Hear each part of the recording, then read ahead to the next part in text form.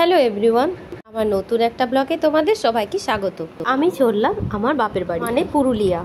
শ্বশুর বাড়ি থেকে বাপের বাড়িতে কোন রাস্তা দিয়ে আসি সেগুলো তোমরা সবই দেখতে পাবে, শুধু স্ক্রিনের লেখাগুলো একটু লক্ষ্য করবে। তো কিছু না কিছু নিশ্চয়ই আছে যার জন্য আমি বাপের বাড়ি যাওয়া। জ্যৈষ্ঠ মাসের 12 দিনে যে পুজোটা হয় সেটা হচ্ছে মঙ্গলা পুজো, অনেকেই রোহিণী পুজো বলেও এটাকে জানে। ভিডিওটা স্কিপ না করে শেষ পর্যন্ত দেখতে থাকো। এবারে যাওয়ার সময় রেলগেট খোলা থাকে, কিন্তু এবারে রেলগেট বন্ধ ছিল। আন্ডারটি ক্রস হওয়ার পর আমরা হাইওয়ে ধরে নিয়েছিলাম।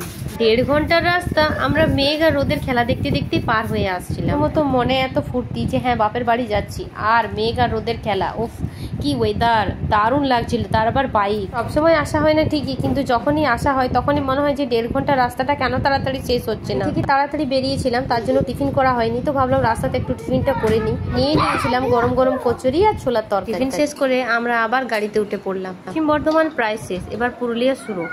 এটা হচ্ছে আমাদের নেতাজি সুভাষ সেতু, ডিসেলগড় ব্রিজ। এখানেই মা ছিন্নমস্তার মন্দির রয়েছে। মন্দিরে যে মা রয়েছে, মা ছিন্নমস্তা খুবই জাগ্রত। সৎ মনে মায়ের কাছে কোনো মনস্কামনা করলে মা তাড়াতাড়ি সেটা পূরণ করে দেন, এটা এলাকাবাসীর বিশ্বাস। আর এই বিশ্বাসের সাথে আমরাও ছোট থেকে বড়ই হয়েছি আর দেখেওছি। তো বন্ধুরা, এই ছিল আমার বাপের বাড়ি যাওয়ার ব্লগ। তো ভিডিওটা কেমন লাগলো কমেন্টে জানিও, আর দেখা হচ্ছে পরের ভিডিওতে। ততদিন তোমরাও ভালো থাকো আর আমিও ভালো থাকবো। Bye bye.